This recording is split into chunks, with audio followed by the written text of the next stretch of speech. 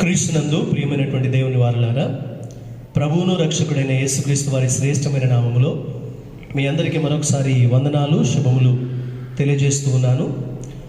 ఈ లాక్డౌన్ పీరియడ్లో దేవుడు మనకు తోడుగా ఉండి సహాయం చేసిన తన కృప కొరకై దేవుని స్తుతిస్తున్నాను. మే ఆఖరి ఆదివారం రోజున మీతో దేవుని వాక్యాన్ని పంచుకోవడానికి తన దీనదాసునిగా అల్పుడుగా అయోగ్యుడిగా ఉన్నప్పటికీ కూడా దేవుడు ప్రేమించి నాకు ఇచ్చిన ఈ అవకాశాన్ని బట్టి నేను దేవునికి వందనాలు చెల్లిస్తున్నాను.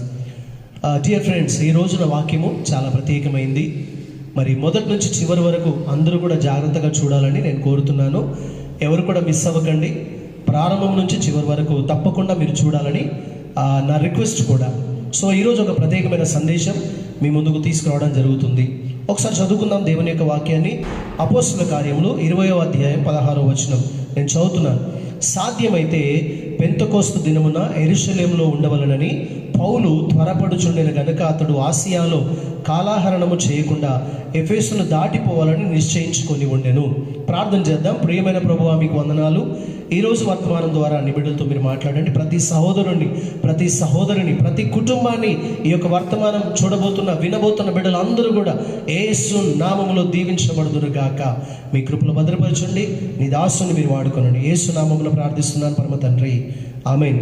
క్రీస్తునందు ప్రియమైన దేవుని బిడ్డలారా, ఈ దినము దేవుని యొక్క వాక్యములు అపోస్తుల కార్యం 20:16లో అపోస్తుడైన పౌలు తన వ్యక్తిగత సాక్ష్యమును భక్తుడైనటువంటి లూకా గారు చెప్తూ ఉన్నాడు. ఏమని చెప్తున్నాడంటే, సాధ్యమైతే, ఇఫ్ ఇట్ ఈస్ పాసిబుల్, సాధ్యమైతే పెంతెకోస్తు దినమున యెరూషలేములో ఉండాలని పౌలు త్వరపడుతున్నాడు అనేటువంటి మాట మనం చూస్తూ ఉన్నాం. ఇంకొక వాక్య భాగాన్ని పౌలు గారు కూడా ఈ విషయం ఏమంటున్నారు అనుకోలో మనం ఆలోచన చేస్తే, కొరింథీయులకు రాసిన మొదటి పత్రిక 16వ అధ్యాయము మరి 7, 8, 9 వచనాలు కలిసి ఉన్నాయి. 9వ వచనం చూద్దాం. కార్యానుకూలమైన మంచి సమయం నాకు ప్రాప్తించి ఉన్నది, మరియు ఎదురించువారు అనేకులు ఉన్నారు గనుక పెంతెకోస్తు వరకు ఎఫెసులో నిలిచి ఉండును అని చెప్పేసి మాట్లాడుతున్నాడు. పెంతెకోస్తు అనేటువంటి మాట మరి భక్తుడైనటువంటి పౌలు గారు, భక్తుడైనటువంటి లూకా గారు, ఇంకా చాలామంది మరి కొత్త నిబంధనలు మనం చూడవచ్చు. ఈ మాట మనం జ్ఞాపకం చేసుకోవచ్చు. ఏంటి దీని అర్థం అని అంటే, దేవుని బిడ్డలారా, మనకు ఈస్టర్ పండుగ ఎలా ఉందో, గుడ్ ఫ్రైడే పండుగ ఎలా ఉందో, అలాగే క్రిస్మస్ పండుగ ఎలా ఉందో, అలాగే ఈ రోజున పెంతెకోస్తు పండుగ. ఈరోజు పెంతెకోస్తు పండుగ అండి. బైబిల్లో పాత నిబంధనలో దీన్ని ఎలా పిలిచారు అంటే, దీని యొక్క మాట షవేత్ అనేటువంటి పేరుతో పిలవడం జరిగింది. అనగా వారముల పండుగ, 7 వారాల పండుగ. ఇంకా చెప్పాలంటే దీన్ని పెంతెకోస్తు పండుగ అని మనము తర్జుమా చేయబడినట్టుగా మనం చూస్తూ ఉన్నాం. దేవుని బిడ్డలారా, ఈ దినము ఈ పండుగ గురించి కొంచెం ధ్యానం చేయబోతున్నాం. ఇంకా చెప్పాలంటే పెంతెకోస్తు అంటే నిజానికి ఇది 50వ రోజు అని అర్థం అన్నమాట. ఈ రోజున 50 రోజులు అయ్యింది. దేనికి 50 రోజులు అయ్యింది? ఈ 50 రోజుల పండుగ ఏంటి? ఈరోజు మనం జ్ఞాపకం చేసుకొని ప్రభువును స్తుతిద్దాం. ఈ 50వ రోజు పండుగ గురించే అపోస్తుడైన పౌలు త్వరపడుతున్నాడు. నేను యెరూషలేముకి వెళ్ళాలి, ఈ పెంతెకోస్తు పండుగ రోజున నేను యెరూషలేములో ఉండాలి అని చెప్పేసి ఆయన కోరుకుంటున్నాడు. ఎందుకు అంత ఆతురపడుతున్నాడు? ఎందుకు అంత తొందరగా పరిగెడుతున్నాడు? ఎందుకు అక్కడ ఉండాలని ఆశపడుతున్నాడు? దేవుని బిడ్డలారా, ఇలాంటి ఆశ ఈ రోజున నీవు కూడా కలిగి ఉండాలి. ఈ రోజున నీవు కూడా అలాంటి ఆశను కలిగి ఉండాలని ప్రభు పేరిట నేను మనవి చేస్తున్నాను. ఒకవేళ ఈ చరిత్రను ఆలోచన చేయాలంటే మనం కొంచెం పాత నిబంధన గ్రంథంలోనికి వెళ్ళాలి. ఆ పాత నిబంధన గ్రంథంలో లేవియా కాండం 23వ అధ్యాయంలో యెహోవా దేవుని 7 పండుగలు అని మనము దాంట్లో వివరంగా చదవగలం. మొదటి పండుగ ఇశ్రాయేల్ ప్రజలకు ఉన్న పండుగ పస్కా పండుగ. రెండవ పండుగ పులియని రొట్టెల పండుగ. మూడవ పండుగ ప్రథమ ఫలముల పండుగ. నాలుగవ పండుగ పెంతెకోస్తు పండుగ, అనగా 50 రోజుల పండుగ. దేవుని బిడ్డలారా, ఇంకా చాలా పండుగలు ఉన్నాయి, వాటన్నిటిని మనం చెప్పుకోవట్లేదు. కానీ ఈ రోజున పెంతెకోస్తు పండుగ గురించి మనం ధ్యానం చేయబోతున్నాం. మన అంశం కూడా అదే. పెంతెకోస్తు దినాన ఆత్మ కుమ్మరింపు జరిగినట్టుగా అపోస్తుల కార్యం 2వ అధ్యాయంలో మనం చూస్తుంటాం కదా. ఆత్మ కుమ్మరింపు ద్వారా కలిగేటువంటి లాభాలు ఏంటి, ఆత్మ వలన మనకు వచ్చినటువంటి ఆశీర్వాదాలు ఏంటి, ఈరోజు మనం నేర్చుకోబోతున్నాం దేవుని బిడ్డలారా. కనుక దాన్ని అర్థం చేసుకోవడానికి మరలా మనొకసారి ఆ పాత నిబంధన పండుగల్ని జ్ఞాపకం చేసుకుందాం. పస్కా పండుగ యేసు ప్రభువారు బలియాగమైనటువంటి సిలువ మరణ మరణానికి సూచనగా ఉన్నటువంటి పండుగ. పులియని రొట్టెల పండుగ మరి ఇశ్రాయేల్ ప్రజలు చేసుకున్నారు. అది మన ఆత్మీయ సహవాసానికి, యేసయ్య రాకడ వరకు కొనసాగేటువంటి సహవాసానికి గుర్తుగా ఉన్న పండుగ. మూడవది ప్రథమ ఫలముల పండుగ. అంటే మరి ఆ కొరింథీయులకు రాసిన పత్రికలో మొదటి పత్రిక 15వ అధ్యాయము మరి 20వ వచనం ప్రకారంగా మనం ఒకవేళ జ్ఞాపకం చేసుకున్నట్లయితే అక్కడ ఉన్నటువంటి మాట ఏంటంటే, ఇప్పుడైతే నిద్రించిన వారిలో ప్రథమ ఫలముగా క్రీస్తు మృతుల్లో నుండి లేపబడ్డాడు. ప్రథమ ఫలముగా యేసయ్య తిరిగి లేచాడు గనుక ప్రథమ ఫలము పండుగ అంటే ఈస్టర్ పండుగ అని మనం జ్ఞాపకం చేసుకునవచ్చు. దేవుని బిడ్డలారా, చివరిగా దాని తర్వాత వచ్చిన పండుగనే పెంతెకోస్తు పండుగ. ఇది 50 రోజుల తర్వాత జరిపించుకునే పండుగ. ఏ 50 రోజుల తర్వాత? ఆ పస్కా పండుగ అయిపోయిన తర్వాత, పులియని రొట్టెల పండుగ అయిపోయిన తర్వాత ప్రథమ ఫలముల పండుగ ఏ ఆదివారం అయితే చేసుకుంటారో ఆ ఆదివారం మొదలుకొని కరెక్ట్గా 50 రోజులు లెక్కబెట్టి ఆ 49 ఆ రోజుల తర్వాత వచ్చే 50 రోజు మరలా ఆదివారం అవుతుంది. ఆ ఆదివారం రోజున చేసుకునే పండుగనే పెంతెకోస్తు పండుగ. ఇది కరెక్ట్గా యేసు ప్రభు వారు చనిపోయి తిరిగి లేచిన ఆదివారం మొదలుకొని ఇదిగో లెక్కేయండి, ఈ రోజు వరకు 50 రోజులు అయ్యింది. ఈ ఆదివారం జరిగేటువంటి పండుగనే పెంతెకోస్తు పండుగ. ఇది పాత నిబంధనలో ఉన్నటువంటి పండుగ, వారముల పండుగ. ఆ ఆదివారం మొదలుకొని 7 వారాలు లెక్క పెడితే ఒక వారం, 2వ వారం, 3, 4, 5, 6, 7 ఏళ్ల 49 ప్లస్ తర్వాత వచ్చే ఆదివారము 50వ రోజు. ఆ 50వ రోజున అప్పుడు ఉన్నటువంటి ప్రజలు, ఇశ్రాయేల్ ప్రజలు చేసుకునేటువంటి పండుగ. ఆ పండుగ రోజున ఏం చేస్తారంటే దేవునికి కృతజ్ఞత చెల్లించడానికి మందిరానికి, దేవుని సమాజంలోనికి, దేవుని సహవాసంలోనికి వాళ్ళు వెళ్తూ ఉంటారు కృతజ్ఞత చెప్పడానికి. అలాగే కృతజ్ఞత చెప్పడం మాత్రమే కాదు కానీ వాళ్ళు దేవుని సన్నిధిలో ఆనందించడానికి వెళ్తూ ఉంటారు. వాళ్ళు దేవుని సన్నిధిలో తమ మొదటి కానుకలను అర్పించడానికి వెళ్తూ ఉంటారు. ఆ దినాల్లో గోధుమ పంట వాళ్ళు పండించేవారు. ఆ గోధుమ పంటలో వచ్చినటువంటి మొదటి భాగాన్ని దేవుని కొరకు తీసుకొని వెళ్ళి థ్యాంక్స్ గివింగ్ చేసేటువంటి వాళ్ళు, కృతజ్ఞత చెప్పేవాళ్ళు, ఒకరిని ఒకరు బలపరుచుకోవడానికి ఆ రోజున దేవుని సహవాసంలో వారు కలుసుకునేటువంటి వారు. ఆ దినాన గొప్ప కార్యం జరిగింది. దేవుని బిడ్డలారా, ఇశ్రాయేల్ ప్రజలు ఐగుప్తులోంచి బయలుదేరిన తర్వాత సీనాయి పర్వతంకి వచ్చిన తర్వాత మోషే ద్వారా దేవుడు వాళ్లకు పరలోకపు మన్నాను వారికి అనుగ్రహించినటువంటి దినాల్లో వాళ్ళకు దేవుని యొక్క వాక్యాన్ని వారికి దయచేశాడు. 2 రాతి పలకలను, చేవ్రాతలను దేవుడు ఇచ్చాడు. అలాగే ధర్మశాస్త్రంగా 5 పుస్తకాలని దేవుడు మోషే ద్వారా రచించిచ్చాడు. ఆ 5 పుస్తకాల ధర్మశాస్త్రాన్ని తీసుకొని ప్రజల దగ్గరికి వచ్చినప్పుడు ఆ ధర్మశాస్త్రాన్ని చదవడానికి, వినడానికి, అది దేవునితో సమానంగా ఎంచుకొని దాన్ని ప్రేమించడానికి ఎంతో చక్కగా వాళ్ళు ఆనందించినట్లుగా మనం చూడవచ్చు. దేవుని బిడ్డలారా, అలాగే యేసు ప్రభు వారు తిరిగి లేచిన తర్వాత 40 రోజులు భూమి మీద కనబడ్డాడు. పరలోకానికి వెళ్ళిపోతూ అన్నాడు, నేను వెళ్ళిపోయి పరిశుద్ధాత్మను మీకు పంపిస్తాను. పరిశుద్ధాత్మ వచ్చిన తర్వాత ఆయనను పరిశుద్ధాత్మ మీ మీదికి వచ్చినప్పుడు మీరు శక్తి నొందెదరు. అప్పుడు మీరు యెరూషలేములోను, యూదయలోను, సమరయలోను, భూదిగంతాల వరకు నాకు సాక్షులుగా ఉంటారు అని అపొస్తలుల కార్యములు 1:8 దేవుడు జ్ఞాపకం చేశాడు. ఆ మాట జ్ఞాపకం చేసి ఆయన పరలోకం వెళ్ళిపోయారు. మరి ఆయన చెప్పినట్టుగానే ఈ శిష్యులందరూ కూడా వాళ్ళు 120 మందిగా తయారై ఎక్కడైతే మరి ప్రభురాత్రి భోజనాన్ని తీసుకున్నారో ఆ మేడ గదిలో సహవాసాన్ని ఏర్పాటు చేసుకున్నారు. ఆ సహవాసంలో వారందరూ కలిసి యేసయ్య వెళ్ళిపోయిన తర్వాత 10 రోజులు కూడా అలాగా కనిపెడుతున్నారు. అంటే యేసయ్య చనిపోయి తిరిగి లేచిన మొదటి రోజు నుంచి ఆ తర్వాత ఇప్పటి వరకు 50 రోజులుగా యేసయ్యతో కలిపి ఉన్నటువంటి ఆ 40 రోజులు ప్లస్ 10 రోజులు, ఆ 50 రోజులు వాళ్ళు ఎదురు చూస్తున్నటువంటి టైంలో కరెక్ట్గా 50వ రోజునే పరిశుద్ధాత్మ దేవుడు దిగి వచ్చి వారందరిపైన వ్రాలినప్పుడు వారు వాక్శక్తి కలిగిన వారై అన్య భాషలతో కూడా మాట్లాడుతూ దేవుణ్ణి స్తుతించారు. అప్పుడు అనేకులకు సువార్త అందింది. అనేకులు దేవుని యొక్క వాక్యం విన్నారు. మా భాషలో వీళ్ళు ఎలా మాట్లాడుతున్నారని ఆశ్చర్యపడ్డారు.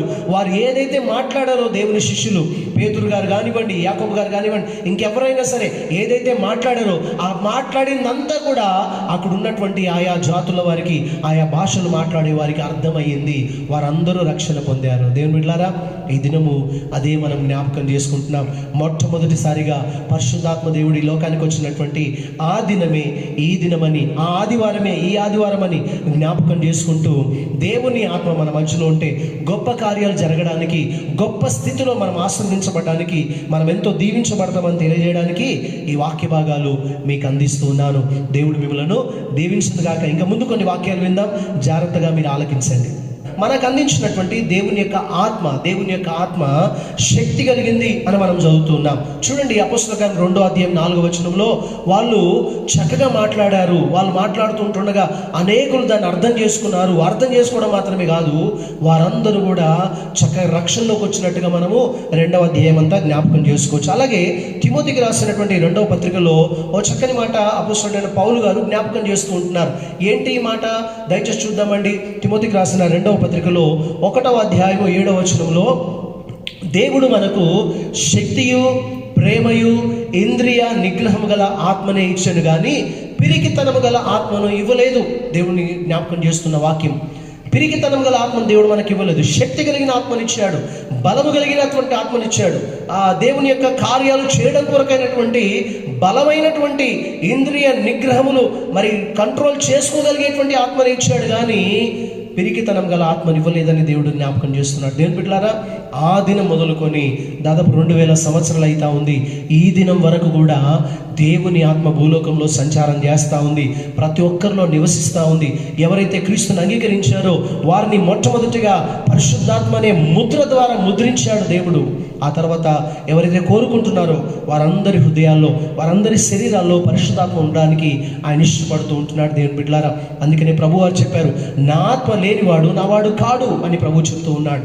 అలాగే ఆత్మ కలిగిన వారు ఆత్మ కార్యాలే చేస్తారు, శరీర క్రియలు చేసేటువంటి వారు ఆత్మ లేనటువంటి వారు అని దేవుడు జ్ఞాపకం చేస్తూ ఉంటున్నాడు. దేవుని బిడ్డలారా, మరి ఈ సమయంలో మరి ఆలనాడు ఆ ఆత్మ కుమ్మరింపబడినప్పుడు ఓ ప్రత్యేకమైన శక్తి వాళ్ళకు ఉన్నది. వారు ఆనందిస్తూ ఉన్నారు, వాళ్ళు కృతజ్ఞత చెప్తూ ఉంటున్నారు, వాక్యాన్ని బలంగా ప్రకటిస్తూ ఉంటున్నారు, ఒకరినొకరు బలపరుచుకుంటూ ఉంటున్నారు, తమ జీవితంలో దేవుడు చేసిన వాటన్నిటికీ కూడా థ్యాంక్స్ చెప్తూ ఉంటున్నారు. మరి ఈ దినాన అలాంటి పండగ రోజున దేవుడు మనల్ని జ్ఞాపకం చేస్తూ అడుగుతున్నాడు, మరి పరిశుద్ధాత్మ కాలంలో జీవిస్తున్న నీవు ఎలా బ్రతుకుతూ ఉంటున్నావు, నీ జీవిత విధానంలో ఎలా ఉంటుంది అనేటువంటి మాట దేవుడు జ్ఞాపకం చేస్తూ ఉంటున్నాడు. దేవుని పిల్లల జ్ఞాపకం చేసుకుందాం దేవుని యొక్క వాక్యాలు. మరి అప్పుడైతే అలాంటి గొప్ప గొప్ప కార్యాలు ఉన్నాయి, దేవుని శక్తి పనిచేస్తూ ఉంది. మరి ఈ దినాల్లో మన మధ్యలో సమస్యలు పనిచేస్తూ ఉన్నాయి, బాధలు పనిచేస్తూ ఉన్నాయి, తర్వాత వ్యాధులు పనిచేస్తూ ఉన్నాయి, రేపేమవుతుందోనే దిగులు పనిచేస్తూ ఉంది, ఇరుకులు, ఇబ్బందులు, ఏమండి శ్రమలు, ద్వేషాలు, అసూయలు, మద్దతులు, శరీర కార్యాలన్నీ కూడా పనిచేస్తూ ఉన్నాయి. ఎందుకు ఆత్మ పనిచేయడం లేదు? దేవుడు ఆత్మని ఇవ్వలేదా అంటే తన పరిశుద్ధాత్మను మనకిచ్చాడు. ఆ ఆత్మ ద్వారా మనం దీవించబడాలని కోరుతున్నాడు. ఒకవేళ మనము వాటి గురించి సరైనటువంటి బేరీసు వేయలేకపోతున్నామేమో, దేవుని ఆత్మకార్యాలు ఎలా జరుగుతాయి అనేటువంటి ఆలోచన మనకు ఉండలేదేమో. ఒకసారి గమనించండి, యేసు ప్రభువు చెప్తున్నటువంటి మాట, రొట్టెకు బదులుగా ఎవరైనా రాయిస్తారా? మీరు ఖచ్చితంగా రొట్టెనే ఇస్తారు కదా. మీ కుమారుడు రొట్టె అడిగితే, మీ కుమార్తె ఎవరైనా చేపలు అడిగితే దానికి బదులుగా మీరు తేలునిస్తారా? లేకపోతే గుడ్డును అడిగితే ఇంకేదన్నా ఇస్తారా? మీరు చెడ్డవారై ఉండి మీ పిల్లలకు మంచివే ఇవ్వాలని మీరు ఆశపడతారు కదా. మీరు మంచిదే ఇవ్వాలని ఆశపడతారు. రొట్టె అడిగితే రొట్టె ఇస్తారు, చేప అడిగితే చేపనే ఇస్తారు, గుడ్డు అడిగితే గుడ్డే ఇస్తారు, రాయిని కానీ తేలుడు కానీ ఇంకేదో కానీ ఇవ్వరు కదా. చెడ్డవారైన మీరే మంచి ఇచ్చినప్పుడు పరలోకపు తండ్రిన నేను పరిశుద్ధాత్మను అడిగే వారికి మరి విశేషంగా ఇస్తాను కదా. హల్లెలూయా. దేవుని బిడ్డలారా, ఈ దినము మనందరం కూడా పరిశుద్ధాత్మను అడగాలి, పరిశుద్ధాత్మతో నింపబడాలి, పరిశుద్ధాత్మ శక్తితో వాక్యం అందించడానికి మనం ముందుకు సాగాలి, పరిశుద్ధాత్మతో నింపబడుతూ మనం ముందుకు సాగాలి. దేవుని బిడ్డలారా, పరిశుద్ధాత్మ మనలో ఉంటే ఏ గొప్ప కార్యాలు జరుగుతాయో చూచి మనం వాక్యాన్ని ముగించుకుందాం. దయచేసి చూడండి, పరిశుద్ధాత్మ మనతో ఉంటే, పరిశుద్ధాత్మ కార్యాలు మనలో జరుగుతున్నప్పుడు మనకు జరిగేటువంటి ఆ సూచనలు, కార్యాలు ఏంటంటే, మొదటిది మన సహవాసములో శక్తి ఉంటుంది. మన సహవాసంలో ఏముంటుందండి? శక్తి ఉంటుంది. చూడండి, అపొస్తలుల కార్యంలో మనం ఒకవేళ గమనించవచ్చు, 2వ అధ్యాయంలో, అపొస్తలుల కార్యం 2వ అధ్యాయంలో ఆ సహవాసంలో వారు ఏ రీతిగా ఉన్నారు ఒకసారి చూద్దాం. 45వ వచనము, 46వ వచనం. ఇదియుగాక వారు తమ చర స్థిరాస్తులను అమ్మే అందరికీ వారి వారి అక్కరొకలది పంచిపెట్టిరి, మరియు వారు ఏక మనస్కులై ప్రతి దినము దేవాలయంలో తప్పక కూడుకొనుచు, ఇంటింటా రొట్టె విరుచుచు, దేవుణ్ణి స్తుతించుచు, ప్రజలందరి వలన దయ పొందిన వారై ఆనందముతో నిష్కపటముతో హృదయముతోనూ ఆహారమును పుచ్చుకొనుచుండిరి, మరియు ప్రభు రక్షణ పొందుచున్న వారిని అనుదినము వారితో చేర్చుచూ ఉండెను. దేవుని బిడ్డలారా, సహవాసంలో శక్తి ఉంది. పరిశుద్ధాత్మ శక్తి మన సహవాసంలో పనిచేస్తున్నప్పుడు జరిగేటువంటి అద్భుతాలు ఏంటి తెలుసా అండి? ఏక మనస్సు కలిగి ఉంటాము, తప్పక ప్రేయర్లో కలుసుకుంటాము, తప్పక మరి నిష్కపటమైన హృదయంతో ఉంటాము, ఆనందంతో ఉంటాము. ఏమండి, ఆ ప్రజలందరి వలన దయ పొందిన వారుగా ఉంటాము, ఇంకా దేవుని స్తుతించేవారుగా ఉంటాము, ఇంకా ప్రభు యొక్క బలాలను తీసుకునే వారిగా ఉంటాము. ఎందుకంటే దేవుని సహవాసంలో పరిశుద్ధాత్మ శక్తి ఉంటుంది. హల్లెలూయా. అలాంటి శక్తి మనం కలిగి ఉండాలి. ప్రార్థన చేయాలి, ప్రభువా మా సహవాసంలో శక్తిని ఉంచండి, నీ పరిశుద్ధాత్మ శక్తిని ఉంచండి.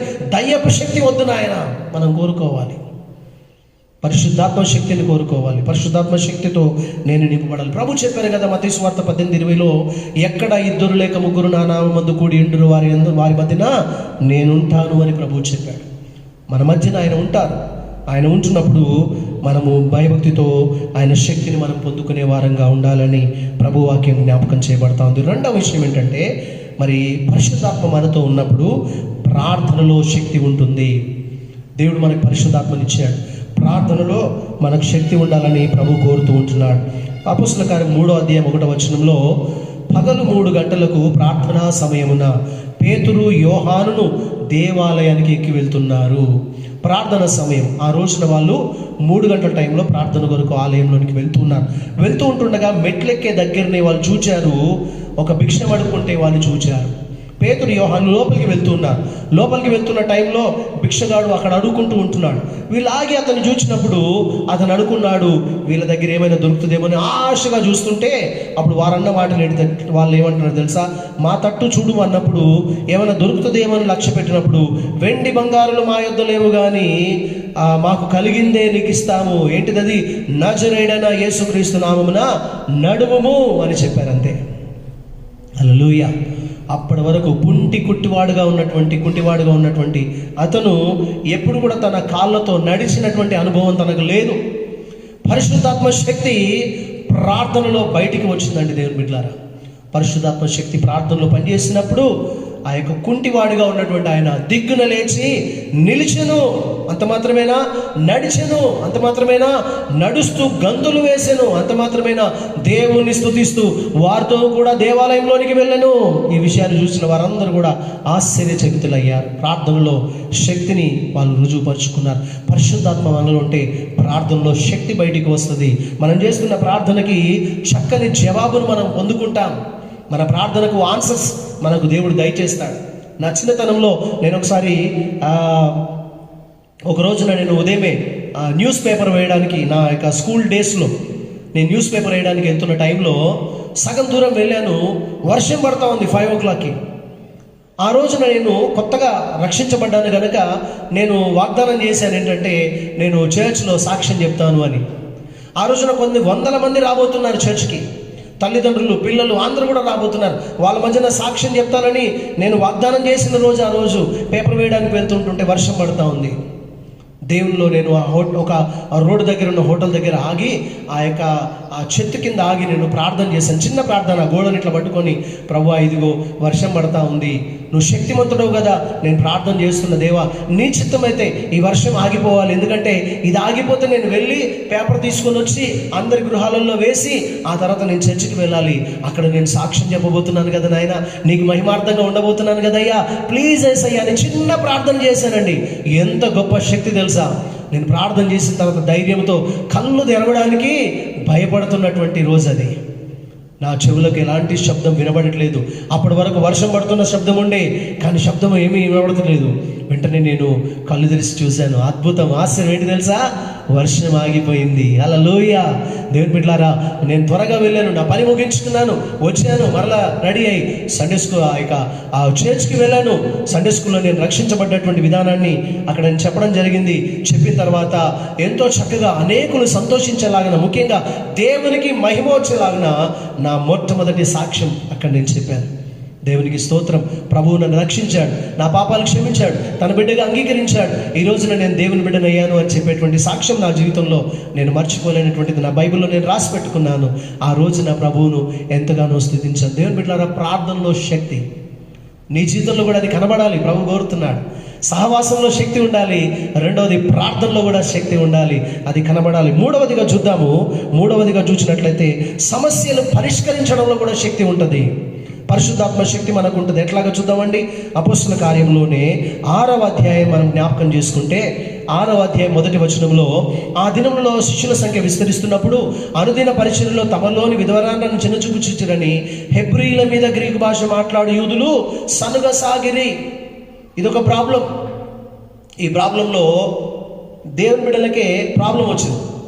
ఒకళ్ళ మధ్యన ఒకరికి అవగాహన తక్కువైపోయింది, సనుక్కుంటున్నారు. సంఘం అంతా కూడా ఆ గలిబిలిలోనికి వచ్చేసింది.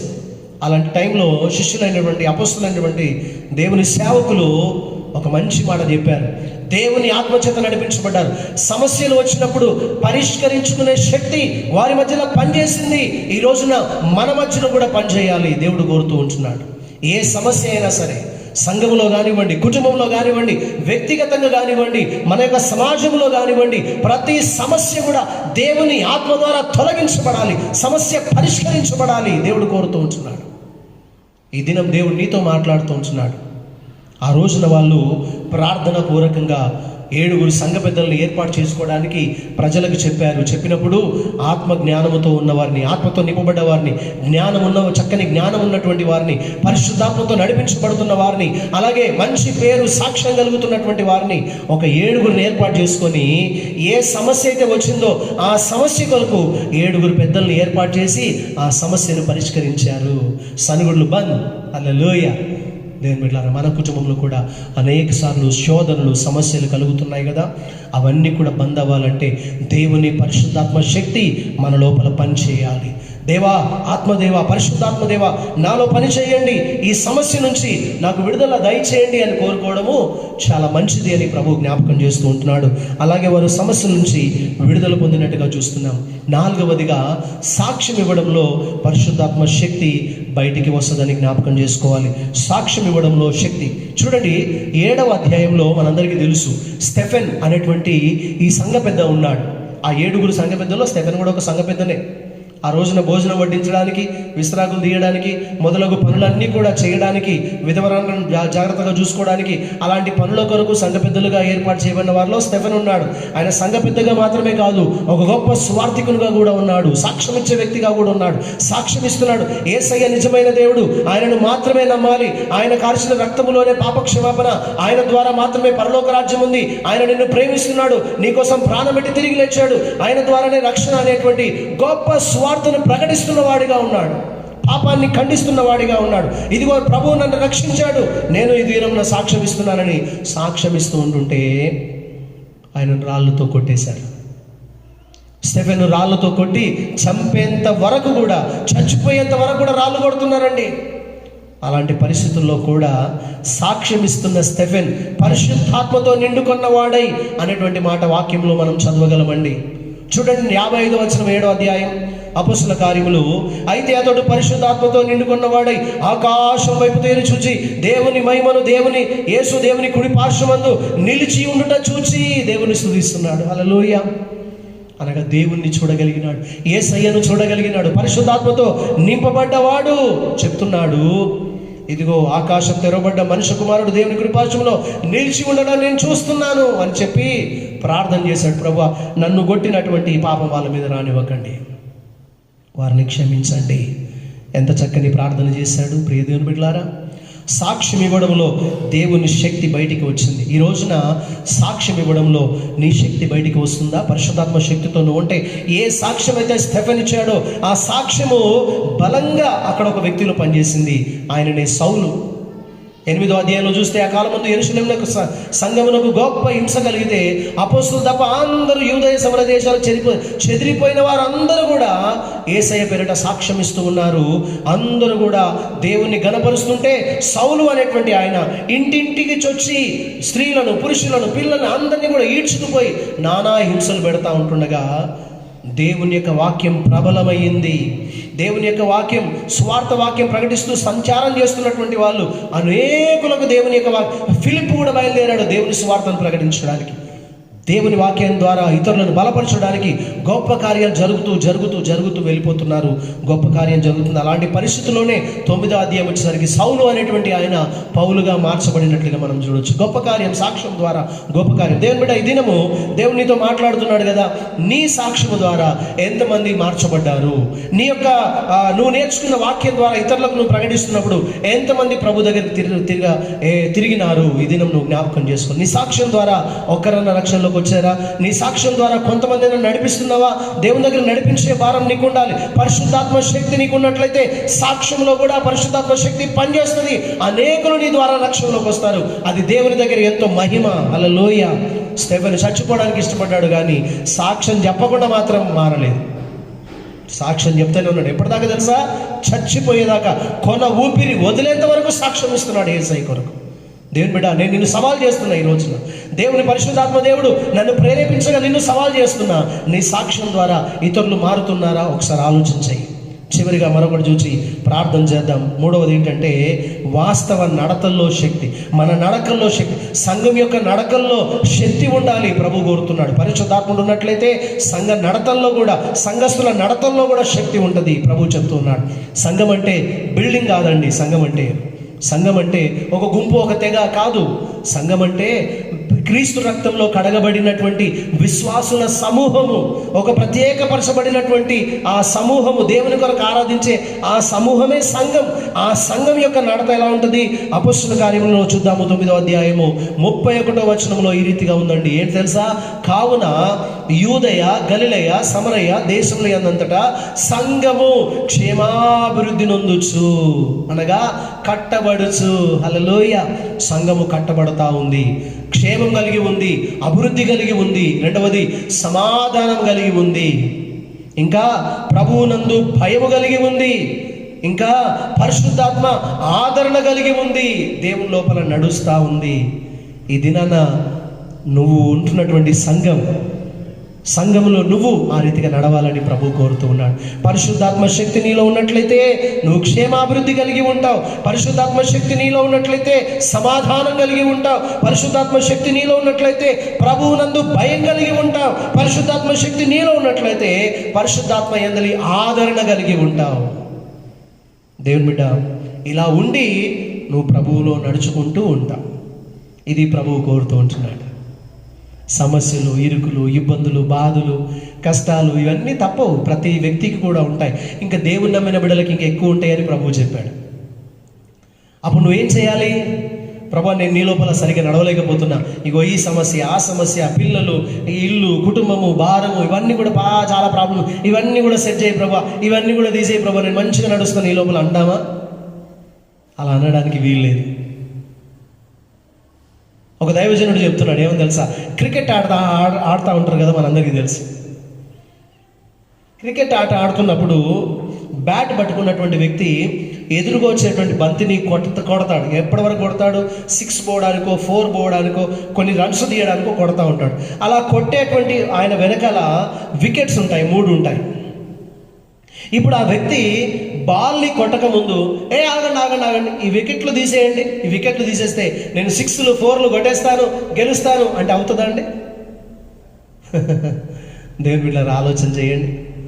మన జీవితంలో కూడా ప్రభువా, ఇరుకులు, శ్రమలు, ఇబ్బందులు ఇవన్నీ తీసేయి ప్రభువా అంటే ఇగో ఈయన అన్నట్టుగా ఉంటుంది అనమాట. వికెట్లు తీసేయి ప్రభువా, నేను 6 కొడతా, 4 కొడతా. సమస్యను తీసేయి ప్రభువా, నేను అన్నిట్లో గెలుస్తా. దేవుని బిడ్డలారా, ఈ దినము అన్ని పరిస్థితుల్లో కూడా మనం మన నడతను కరెక్ట్గా చూసుకోవడమే, మనం జాగ్రత్తగా నడవడమే ఈ దినాన ప్రభు కోరుతుంటున్నాడు. చివరిగా ఈ మాటతో నేను ముగించక ముందు మరొకసారి జ్ఞాపకం చేద్దాం. ఇశ్రాయేల్ ప్రజలకు చాలా ప్రాముఖ్యమైన పండుగలు అనేకమైనవి ఉన్నాయి. దాదాపు వాటన్నిటిని చూస్తున్నాం. పస్కా పండుగ ఒకటి, పులియని రొట్టెల పండుగ మరొకటి, తర్వాత ప్రథమ ఫలముల పండుగ మరొకటి, పెంతెకొస్తు పండుగ మరొకటి, అనగా 7 వారాల పండుగ. దానిని షవేత్ పెంతెకొస్తు అని పిలుస్తూ ఉంటారు, అనగా 50వ రోజు పండుగ. ఈ 50వ రోజు పండుగ రోజున్నే, అనగా పెంతెకొస్తు రోజున్నే పరిశుద్ధాత్మ దేవుడు యేసయ్య వెళ్ళిపోయిన తర్వాత, అనగా యేసయ్య తిరిగి లేచిన తర్వాత నుండి కరెక్ట్గా 50వ రోజున పరిశుద్ధాత్మ దేవుడు పరలోకం నుండి భూమి మీదకి వచ్చాడు. భూమి మీదకి వచ్చిన తర్వాత మనుషులందరికీ తోడుగా ఉండడం కొరకు ఎవరైతే యేసుక్రీస్తుని అంగీకరించారో, ఎవరైతే తమ పాపములను యేసయ్య దగ్గర ఒప్పుకున్నారో, యేసయ్య సిలువలో చేసినటువంటి ఆ బలియాగాన్ని అర్థం చేసుకొని ఇది నా కొరకే జరిగింది, యేసయ్య నా కొరకు నాకు బదులుగా సిలువలో చనిపోయాడు, ఆయన నా కోసం రక్షణ ఇవ్వడానికి చనిపోయాడని ఎవరైతే అంగీకరించి యేసయ్య హృదయంలో చేర్చుకున్నారో అలాంటి వారందరికీ కూడా పరిశుద్ధాత్మ దేవుడు భూమి మీదకి వచ్చి అందరిలో శక్తిని నింపుతా ఉన్నాడు. పరిశుద్ధంగా జీవించడానికి శక్తి, ప్రార్థన చేయడానికి శక్తి, సహవాసంలో ఉండడానికి శక్తి, సాక్ష్యం చెప్పడానికి శక్తి, దేవుని కొరకు నిలబడడానికి శక్తి, దేవుని మార్గంలో నడవడానికి శక్తి, దేవుని కొరకు బ్రతకడానికి శక్తి, ఇలాగా అన్ని విషయాల్లో శక్తినిచ్చి బలపరచడానికి ఆయన ఎల్లప్పుడూ కూడా సిద్ధంగా ఉంటున్నటువంటి దేవుడుగా, పరిశుద్ధాత్ముడిగా మన మధ్యలో ఉన్నాడని జ్ఞాపకం చేస్తూ ఉంటున్నాను. చివరిలో ఈ మాట చూసి మనం ముగించుకుందాం. చూడండి, ఫిలిప్పీలకు రాసిన పత్రిక అపొస్తలుడైనటువంటి పౌలు ఫిలిప్పీ సంఘానికి లేఖ రాస్తూ ఈ మాటలు తెలియజేశాడు. ఏంటి? ఫిలిప్పీలకు రాసిన పత్రికలో 4వ అధ్యాయము 8వ వచనాన్ని చూద్దాం. 4వ అధ్యాయం 8వ వచనంలో, మెట్టుకు సహోదరులారా, ఏ యోగ్యత అయినను మెప్పైనను ఉండిన ఎడల ఏవి సత్యమైనవో, ఏవి మాన్యమైనవో, ఏవి న్యాయమైనవో, ఏవి పవిత్రమైనవో, ఏవి రమ్యమైనవో, ఏవి ఖ్యాతి కలిగినవో వాటి మీద ధ్యానం ఉంచుకోనండి. హల్లెలూయా. వాటి మీదనే ధ్యానం పెట్టుకోవాలి, ఆలోచన చేయాలి. నువ్వు వాక్యాలు వింటున్నావు చాలాసార్లు. ఏది రమ్యమైంది, దాంట్లో ఏది విలువైంది, ఏది యోగ్యతది, ఏది సత్యమైంది, ఏది మాన్యమైంది, ఏది న్యాయమైంది, ఏది పవిత్రమైంది, ఏవి రమ్యమైంది, ఏది ఖ్యాతి కలిగినవి, వాటి మీద మాత్రమే నువ్వు ధ్యానం పెట్టుకోవాలి. కానీ ఈ లోకంలో ఉన్న వాటన్నిటి మీద ధ్యానం పెట్టుకున్నట్లయితే పరిశుద్ధాత్మ శక్తి నీలో సరిగా పనిచేయదు. పరిశుద్ధాత్ముడు నీలో పనిచేయాలి, శక్తితో నేను నడిపించాలి, బలమైన కార్యం నీలో జరగాలి. ఇప్పటి వరకు విన్నటువంటి వాక్యాల్లో, సావాసంలో, ప్రార్థనలో, సమస్యలు పరిష్కరించుకోవడంలో, సాక్ష్యం ఇవ్వడంలో, వాస్తవ నడతల్లో నీ శక్తి కనబడాలి అనంటే, దేవుని శక్తి కనబడాలి అనంటే నువ్వు దేవుని సన్నిధానంలో పరిశుద్ధాత్మదేవా నన్ను నీ ఆత్మతో నింపండి అని కోరుకోవాలి. దేవుని బిడ్డలారా, ఏది గ్రేట్ అయిందో అది మనం మన హృదయంలోకి తీసుకోవాలి. ఇదిగో పరిశుద్ధాత్మ దేవుడు వచ్చినప్పటి నుంచే కృపాకాలం ప్రారంభమైంది. ఆ కృపాకాలంలో మనం ఉన్నాము. ఆ కృపాకాలము ఆగిపోక ముందే, లేకపోతే కృపాకాలము ముగించబడక ముందే నువ్వు రక్షణ పొందకపోతే రక్షణ పొందాలి. రక్షింపబడిన బిడ్డవైతే దేవుని కొరకు పరిశుద్ధాత్మతో నింపబడి నడుస్తున్న వ్యక్తిగాను ఉండాలి ప్రభు కోరుతూ ఉంటున్నాడు. దేవుడు మిమ్మల్ని దీవించునుగాక. May God bless you. ప్రార్థన చేసుకుందాం. దయచేసి స్థలంలో ఉంచుదాం. ఈ రోజున పెంతెకోస్తు పండుగ శుభాకాంక్షలు మీ అందరికీ. మరి నేను తన దాసునిగా మీ అందరికీ నా తరపున, నా కుటుంబం తరపున, నా సంఘము తరపున మీ అందరికీ పెంతెకోస్తు పండుగ శుభాకాంక్షలు అందిస్తూ నా వాక్య భాగాన్ని ముగిస్తున్నాను. May God bless you. Once again ప్రార్థన. ప్రియమైన ప్రభువా, మీకు వందనాలు. నీ వాక్యాన్ని విన్నాము. శక్తివంతమైన నీ వాక్యాన్ని బట్టి నీకు స్తోత్రాలు. ఈ వాక్యం ద్వారా మాకు దీవెన ఆశీర్వాదాలు కలిగించి నీ మహిమ కొరకు నిలబడేటువంటి పరిశుద్ధాత్మ శక్తితో నడుచుకోగలిగేటువంటి దీవెన మా అందరికీ అనుగ్రహించమని, విన్న వాక్యాన్ని పరిశుద్ధపరిచి ఆశీర్వదించి నూరంతలుగా ఫలింపచేయమని యేసు నామమున ప్రార్థిస్తున్నాను పరమ తండ్రి. ఆమేన్. ఆమేన్. God bless you. Praise the lord.